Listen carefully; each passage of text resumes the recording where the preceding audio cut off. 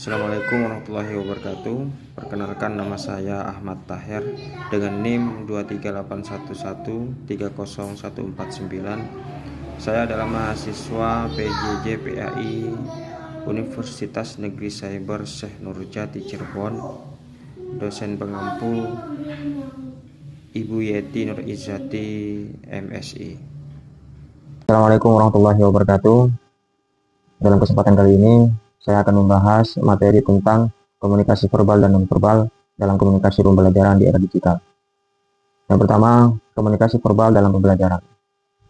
Komunikasi verbal adalah komunikasi yang menggunakan kata-kata, baik secara lisan maupun tulisan, atau bentuk komunikasi yang menggunakan kata-kata, baik dalam bentuk percakapan maupun tulisan.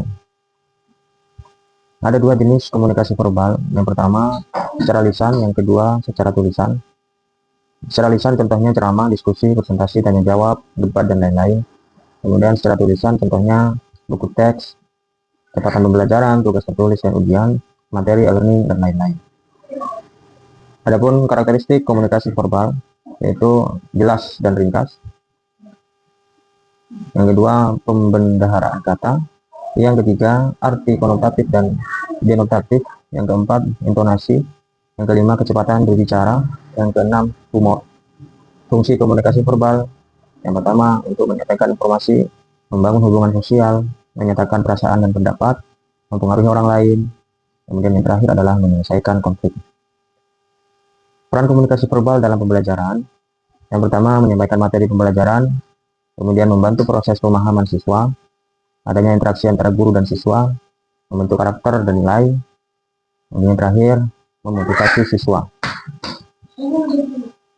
Komunikasi nonverbal dalam pembelajaran.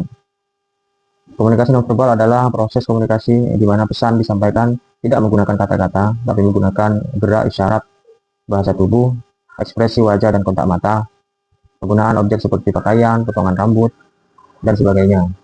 Simbol-simbol serta cara berbicara seperti intonasi, penekanan, kualitas suara, gaya emosi, dan gaya berbicara. Klasifikasi isyarat nonverbal. Yang pertama, bahasa tanda. Bisa berupa acungan jempol untuk siswa yang menjawab pertanyaan. Yang kedua, bahasa tindakan. Menggerakkan tubuh yang tidak digunakan secara eksklusif untuk memberikan sinyal, misalnya berjalan. Yang ketiga, bahasa objek. Contohnya pertunjukan benda, pakaian, dan lambang. Jenis komunikasi nonverbal yaitu yang pertama, kinesik atau gerakan tubuh, bisa berupa ekspresi wajah, gestur tangan, postur tubuh.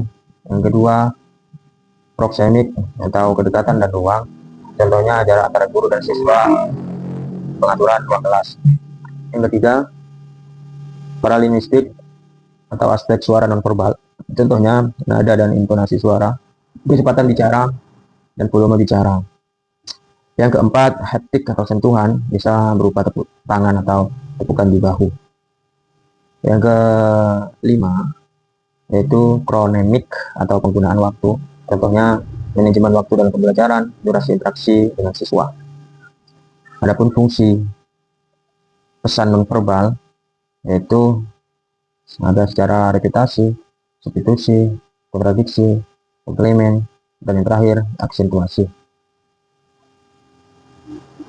Kemudian berikutnya, perbedaan komunikasi verbal dan nonverbal.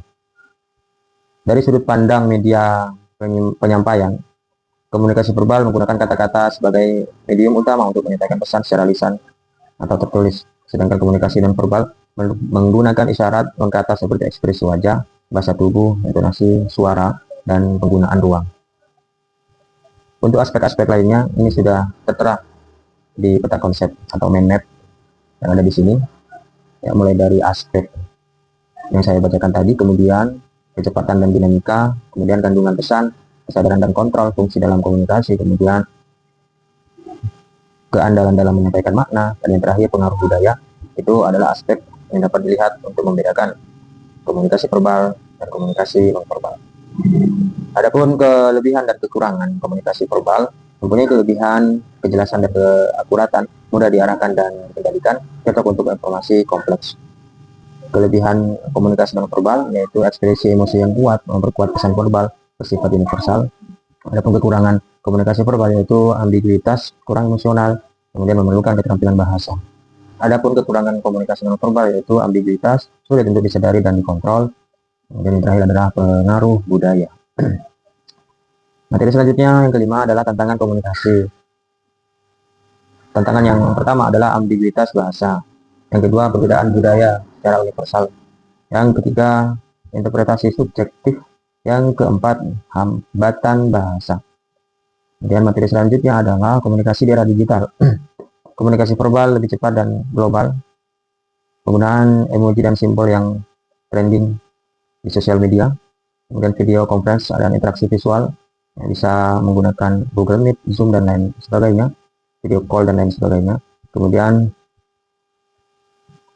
yang keempat adalah potensi salah tafsir. Kemudian materi yang selanjutnya adalah implikasi dalam pembelajaran.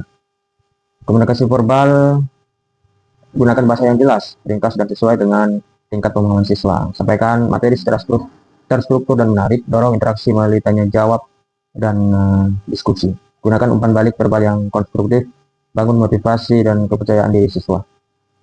Komunikasi nonverbal, gunakan kontak mata untuk menunjukkan perhatian, manfaatkan gestur dan ekspresi wajah yang mendukung pesan.